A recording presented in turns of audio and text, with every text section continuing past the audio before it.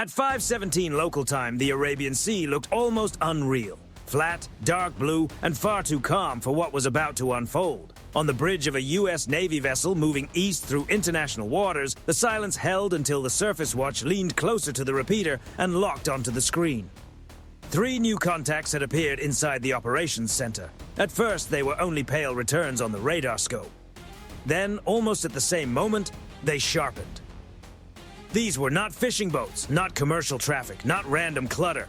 Their tracks were clean, steady, and closing with purpose. The first contact increased speed, then the second. The third stayed farther back just enough to make the pattern more concerning. Surface contacts increasing speed. The officer of the deck did not turn sharply or raise his voice. He simply lifted the sound-powered handset and spoke in the same controlled tone the crew had heard countless times in training and only a few times for real. Condition 3. Set all key stations. That was all it took. Across the ship, steel doors opened, boots moved through ladder wells, consoles lit up, and casual conversations ended instantly. No sirens, no confusion, just a Navy crew shifting into position through discipline and instinct. On the bridge, the captain stepped beside the chart table and watched the plot update in real time. In the operations center, the data began filling in line by line. Bearing, range, speed, and closest point of approach. One of the contacts adjusted course 5 degrees to starboard, then 10. Now it was no longer simply moving through the same stretch of water. It was shaping directly toward the American vessel. CPA falling. Seconds later, the second contact followed, moving wide to port and building an angle from the opposite side. The third remained behind them, steady and controlled, almost detached. That was the part that made everyone pay closer attention. 3 ships do not drift into that kind of formation by accident. One presses forward, one moves to the side, one watches. The tactical action officer studied the display and said what everyone in the room was already thinking. This is coordinated. Outside the bridge windows, there was still little to see, except morning haze and a thin line of light across the horizon. But the sensors were already building a much clearer picture. Hull dimensions, thermal signatures, radar behavior, and emission patterns. The ship's systems were connecting the fragments faster than any person could. Possible Iranian frigates. No one reacted outwardly. The captain kept his hands behind his back. Possible isn't enough. Confirm. Long-range optics came fully online. Electro-optical cameras stabilized against the gentle motion of the sea. Feeds flickered across the displays in the operations center. First, one sharp gray shape appeared through the shimmer and glare. Then another, then a third. Angular superstructures, naval hull lines, military masts. There was no ambiguity now. Contacts confirmed 3 Iranian frigates. On the bridge, the captain gave one small controlled nod. Bridge-to-bridge calls went out immediately on international frequencies. Iranian naval vessels. This is a United States Navy vessel operating lawfully in international waters. State your intentions. Nothing. Only static came back. The officer of the deck repeated the call with the same wording, the same calm tone, and no emotion in his voice. It was the kind of calm that only works when every system, every camera, and every sailor behind it is already ready. Still no response. Out on the water, the lead frigate kept coming. By 5:19, the distance was closing quickly enough that the numbers on the tactical screen began to matter in seconds, not minutes. One Iranian ship was pushing toward the American vessel's bow from the starboard side. The second was stretching wide to port, searching for angle and leverage. The third remained behind them, following like an observer no one had invited. Speed increase on lead contact. How much now? 24 knots. That got everyone's attention. Not because it was dramatic, but because it was deliberate. The U.S. captain does not order a turn. He does not step quickly out to the bridge wing. He does not raise his voice. Maintain course. Maintain discipline. That single line settles the bridge more effectively than any long speech could. This is how the American ship answers pressure at sea. No sudden movement, no performance, no unnecessary step toward escalation. Inside CIC, the electronic warfare team begins recording every signal coming from the Iranian vessels. Search radar sweeps. Surface navigation pulses. Narrowband returns. Nothing yet indicates a direct targeting signal, but there is enough to show the Iranian crews are not simply observing, they are measuring. The U.S. ship shifts from routine transit into full documentation posture. Cameras run without pause. Timestamps are synchronized across systems. Bearing changes are logged. Radio calls are archived. Even the main gun turns a few deliberate degrees. Not enough to provoke. Just enough to be noticed. A message delivered without a single word. At 5:20, the lookout sees the first hull with the naked eye. Contact bearing 085. Visual. Now the horizon is no longer empty. A gray Iranian frigate pushes through the haze, low and sharp against the morning light, its bow throwing white water as it drives across the sea. Moments later, another shape appears farther out, wider to port. The third follows behind them, darker and smaller in the distance, but closing all the same. The Arabian Sea suddenly feels much narrower than it should. On the American bridge, no one moves more than necessary. The helmsman keeps the course steady. A boatswain's mate watches the bearing shift. The captain studies the lead frigate in silence.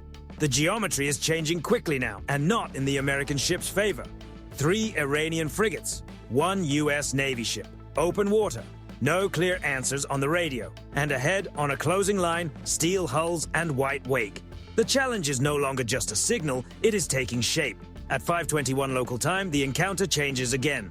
On the tactical display inside CIC, the 3 Iranian frigates are no longer simply closing distance. They are arranging themselves. The lead ship pushes harder across the projected track of the U.S. vessel, its bow angled just enough to suggest a crossing move ahead. The second frigate widens to port, creating an offset that forces attention in 2 directions at once. The third remains farther back, steady and deliberate, holding the outer position like a ship assigned to observe, record, and control the spacing. The tactical action officer studies the formation for less than a second. They're building a box. No one in CIC answers. They do not need to. The screen says it clearly enough. 1 ship forward, 1 ship wide, 1 ship behind.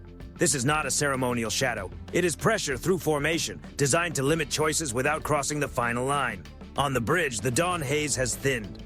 Through binoculars, the lead Iranian frigate looks like a sharp gray wedge cutting through the water, spray breaking from its bow. The second has moved far enough left to split the watch team's attention across the horizon. The third is still more distant, but its presence weighs on every decision. CPA 2.1 nautical miles and dropping. That number lands heavily. In open ocean, 2 nautical miles can seem like plenty of space. In a controlled naval encounter involving 3 foreign military vessels converging from different angles, it feels small. Very small. The officer of the deck reaches for the radio handset again. Iranian naval vessels. This is a United States Navy ship operating lawfully in international waters. Your maneuvering is unsafe. Alter course immediately. The message goes out clearly across bridge-to-bridge frequencies. For a moment, only static answers.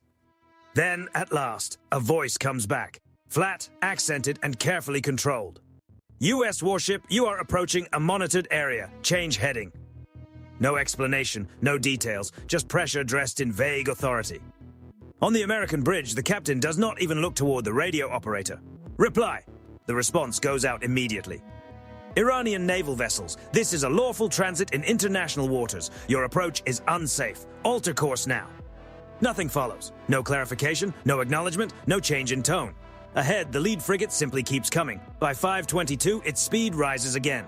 Lead contact now 26 knots. A few eyes lift inside CIC. Not many, just enough.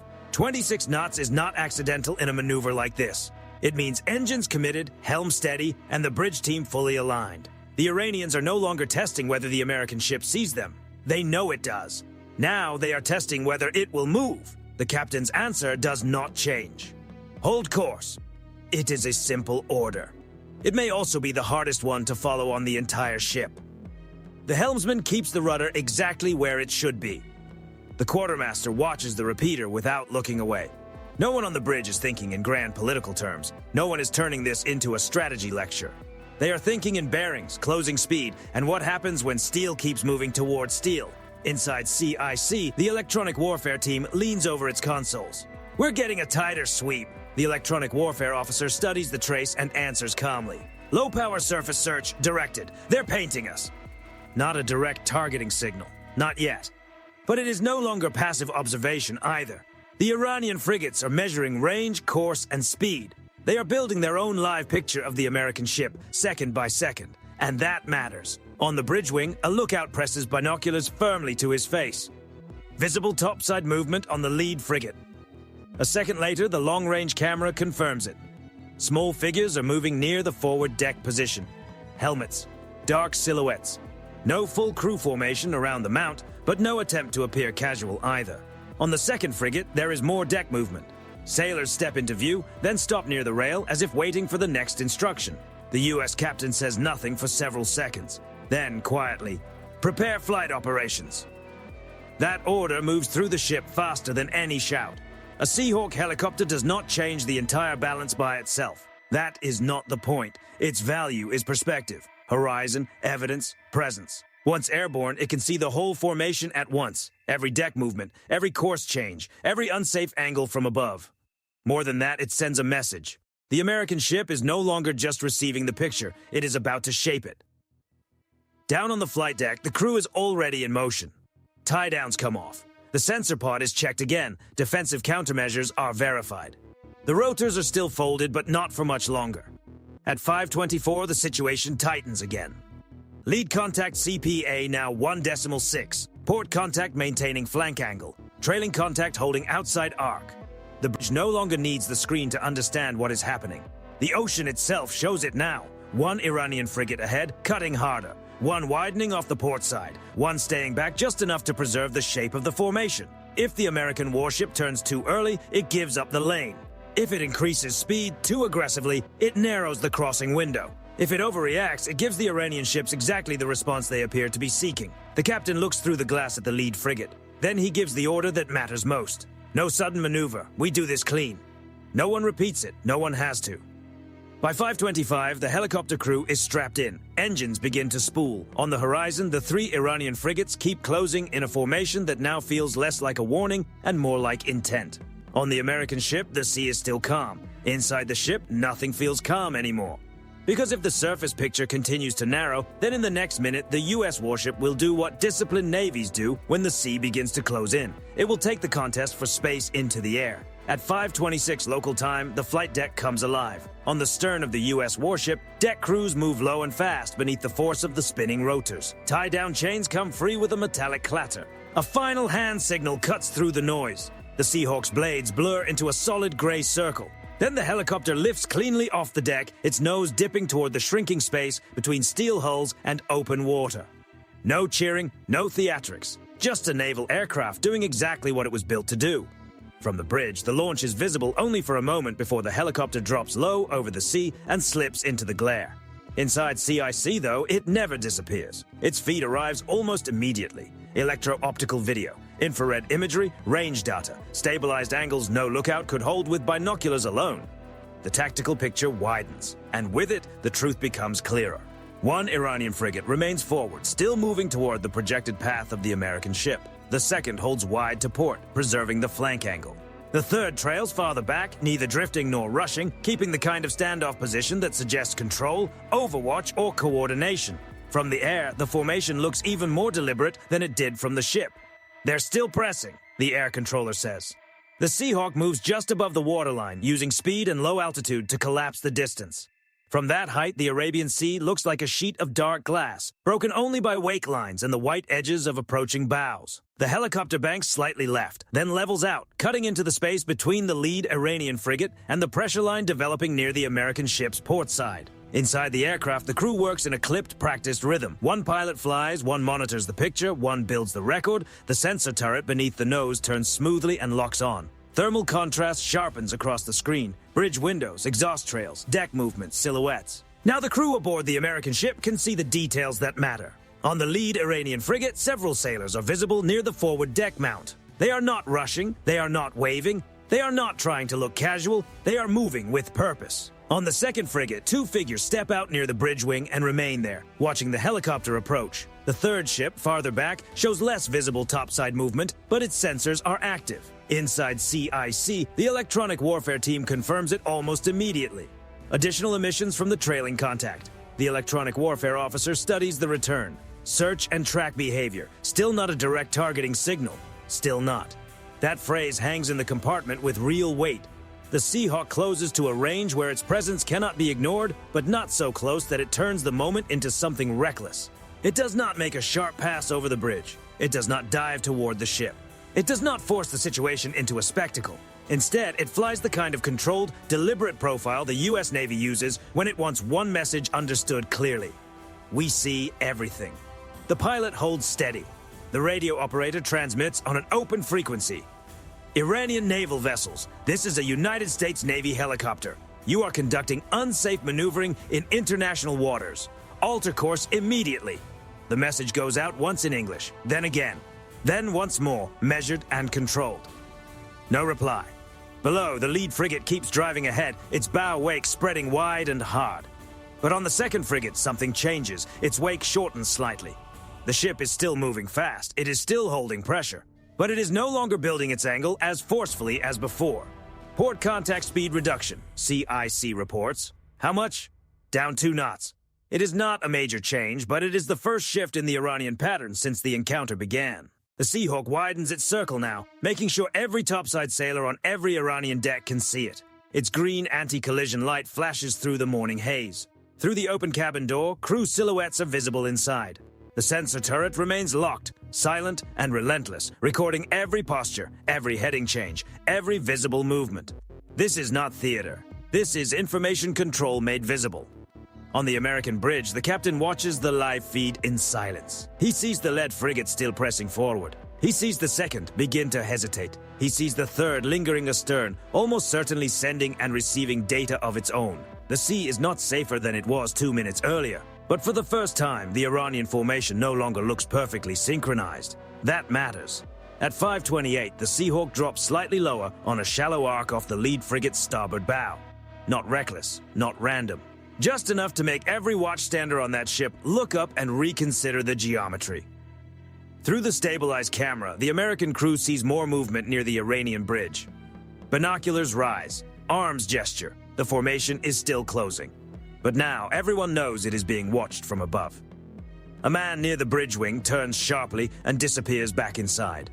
Then the lead Iranian frigate makes the smallest course adjustment of the morning. 2 degrees, maybe 3. Not enough to end the challenge, but enough to show they feel the pressure.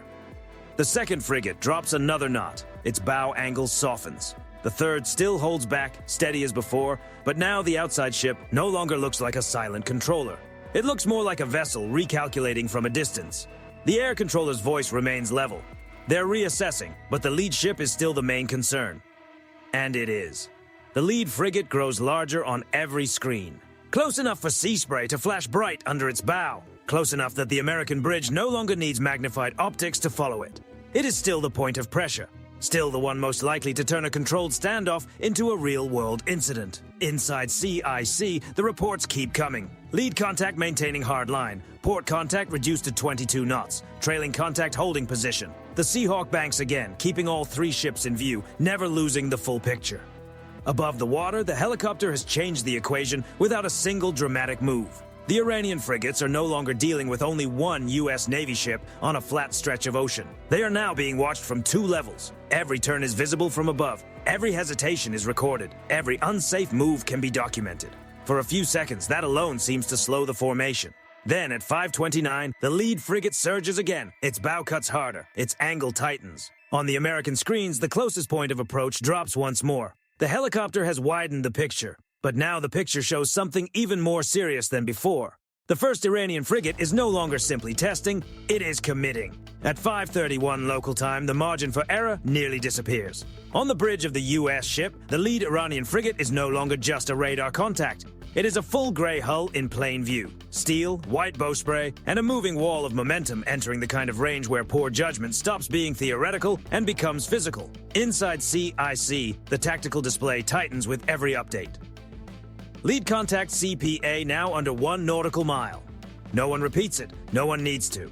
The second Iranian frigate remains off the port side. It is no longer pressing as sharply as before, but it is still close enough to make any sudden American turn difficult.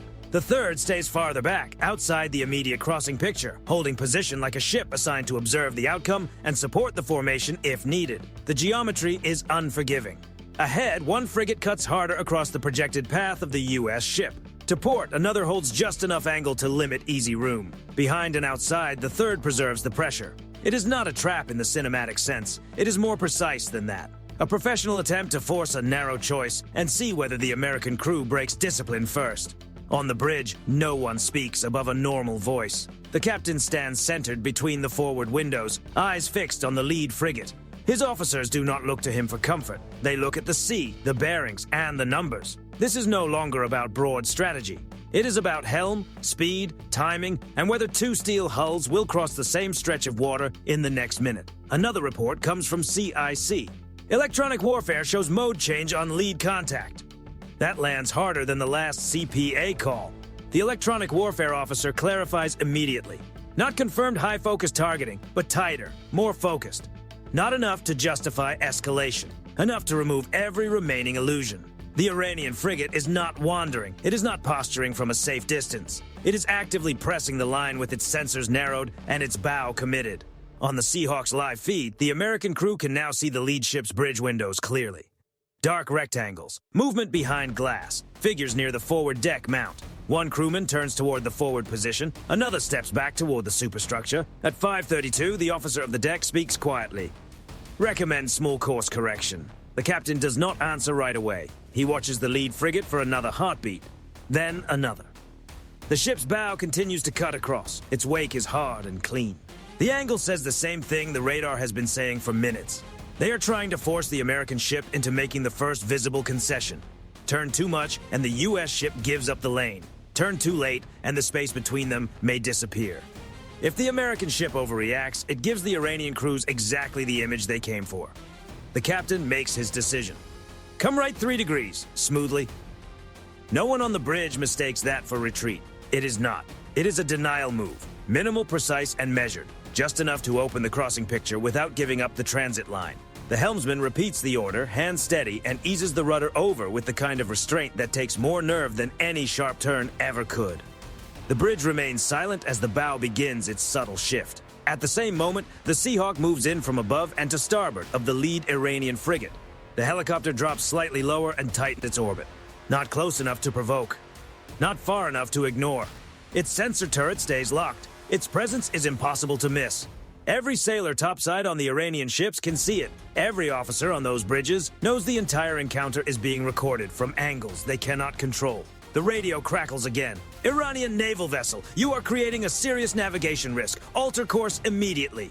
No answer. The American ship continues its small correction, opening precious space in a situation where every yard now matters. On the tactical display, the numbers pause for the first time. The closest point of approach is still tight, but it is no longer dropping as quickly. Then something changes on the live video feed. The lead frigate's bow angle softens, not dramatically, just enough. Inside CIC, one watchstander leans forward. Lead contact reducing crossing angle. How much? 3 degrees, maybe 4. That is the first break, not a retreat, not an admission. But a break in the pressure line the Iranian ships had held from the beginning. Almost immediately, the second frigate to port reduces speed again. Its wake shortens visibly. Its position still matters, but its role is changing now. It is no longer forcing the picture, it is watching it. The third ship remains outside the immediate navigation problem, but even it begins to drift into a less dominant support angle. The box is weakening. At 5:33, the officer of the deck reports what everyone can now see. Range opening slightly, not much, but enough. The lead Iranian frigate is still close, still present, still trying to hold the image of control, but the sharpest moment has passed. The American ship did not swing wide. It did not panic. It did not rush into unnecessary escalation. It adjusted exactly enough to deny a navigation incident and force the other bridge to make the next meaningful choice. And that bridge made it. The lead frigate eases off a little more, then a little more. The Seahawk tracks the movement from above. CIC logs the heading change. Electronic warfare logs the emissions. Camera feeds record every second. The entire encounter turns on that shift. The Iranian formation had moved in to compress the lane and make the American ship visibly yield. Instead, under pressure, under observation, and inside a narrowing corridor of consequences, they are the first ones to ease off the line. That is the pivot. No launch, no exchange, no contact between hulls. But the outcome is suddenly clear. By 5:34, the closest point of approach is no longer getting closer. It is moving the other way. The captain does not celebrate, he does not comment. He simply watches the lead frigate open its bow by 1 more degree, then another, until the shape of the sea finally changes from convergence to separation. The second frigate lingers to port, but it no longer controls the picture. The third keeps its distance. The challenge is still there, but its sharpest edge is gone. On the bridge, the American ship holds steady through the final seconds of the crisis. Because in a confrontation like this, the first side to lose control rarely wins. And in the Arabian Sea that morning, the U.S. warship never lost it. At 5:38 local time, the Arabian Sea begins to breathe again, not because the risk has vanished, because the geometry has changed. On the tactical display inside CIC, the lead Iranian frigate is no longer cutting hard across the U.S. warship's bow. Its heading has opened enough to turn a near-crossing situation into a parallel shadow. The second frigate, still out to port, has reduced more speed and fallen just far enough back to lose its leverage. The third remains outside the immediate action, trailing the formation from a safer distance. Still steady, but no longer shaping the moment. For the first time in nearly 20 minutes, the American bridge is no longer measuring the encounter in shrinking margins. It is measuring it in separation. Range opening. The report comes from CIC in the same calm tone as everything before it. No one on the bridge answers with relief. Relief is not the procedure out here. Discipline is. The captain keeps his eyes forward, then turns slightly toward the officer of the deck. Maintain course. Maintain speed. That matters. No chase, no dramatic turn to prove a point, no attempt to crowd the withdrawing ships and turn the pressure back on them. The U.S. Navy ship does what disciplined crews do after getting through the hardest part of a close encounter at sea. It continues forward. Steady, predictable, professional, exactly as a lawful vessel in international waters is supposed to move. Above the stern, the Seahawk completes one final observation orbit. Its camera stays fixed on the Iranian formation as it spreads out. Bow angles, wake patterns, bridge activity, course changes. Every second becomes part of the record. Every heading shift is time-stamped. Every radar sweep is logged. What just happened on the surface of the Arabian Sea is no longer only a tense encounter. Now it is documentation. Inside CIC, the electronic warfare team keeps building the file. Emission logs from all three frigates, mode changes, sweep intervals, timing links between their course adjustments and their sensor behavior. On another console, electro-optical footage is being synchronized with the U.S. ship's navigation data. A tactical and legal record is forming in real time. This is the part most people never see. The close approach is dramatic, the restraint is visible. But the real advantage comes afterward, when a Navy ship turns a tense moment into a complete record of who moved first, who pressed the line, who changed course, and who eventually eased away. At 5:40, the Seahawk is cleared to return. The helicopter swings wide, climbs, and turns back toward the ship. Through the bridge windows, the crew can see it coming in over the wake, stable and controlled, rotors flashing in the early morning light. The flight deck is ready. Tie-down crews crouch in position. The aircraft settles onto the deck with a brief squeal from the landing gear and a rush of rotor wash. Mission complete. No exchange, no warning burst, no smoke on the horizon, but that does not mean nothing happened. On the bridge, the watch team returns to a more normal scan, though no one fully relaxes. Not yet. One eye stays on the Iranian ships. Another stays on the radar. Everyone aboard understands how quickly the sea can change again. Still, the rhythm feels different now. The sharpest part has passed. The lead Iranian frigate continues to move outward, no longer crossing, no longer increasing pressure. The second remains visible off the port quarter, now looking more like an escort than a challenger.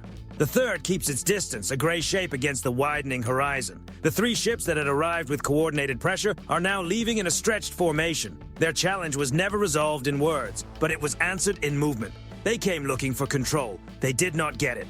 Inside CIC, the tactical action officer leans over the plot and studies the final spacing. Then he says it plainly, almost like an entry for the logbook. They broke formation first. That is the whole story in 6 words.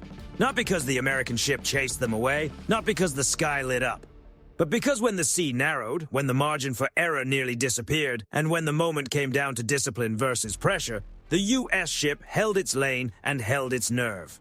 That is how encounters like this are won. Not with speeches, not with chest thumping, but with bearing control, sensor control, emotional control. By 5:43, readiness begins to ease in careful steps. Not dropped, eased, the helm remains steady. CIC remains fully manned, systems stay ready, logs continue. The captain gives no speech to the bridge team. He does not need to. The crew already understands what happened. They felt it in every report, every unanswered radio call, every fractional heading change that separated a lawful transit from an international incident. Somewhere below the bridge, printers begin producing time-coded records. In another compartment, video files are copied and secured.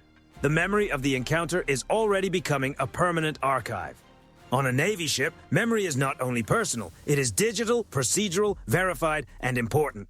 Because in places like the Arabian Sea, perception is power. One bridge may claim one thing, another bridge may claim something else. But the ship with the better logs, the clearer footage, and the calmer crew usually owns the truth afterward. At 5:45, the Iranian frigates are still on radar, but they are no longer inside the American ship's immediate tactical space. The sea has widened again, the sky is brighter, the pressure has drained out of the formation. The U.S. warship keeps moving east. That is the final image. Not a chase, not a celebration, just a clean transit continuing through open water, as if the challenge had never been enough to change its course. 3 Iranian frigates came in fast, coordinated, and deliberate. They tried to compress the lane, crowd the bow, and force a visible concession from a U.S. Navy ship in international waters. Instead, they met a crew that stayed cold, a bridge that stayed disciplined, and a command team that understood the most important rule of a maritime standoff.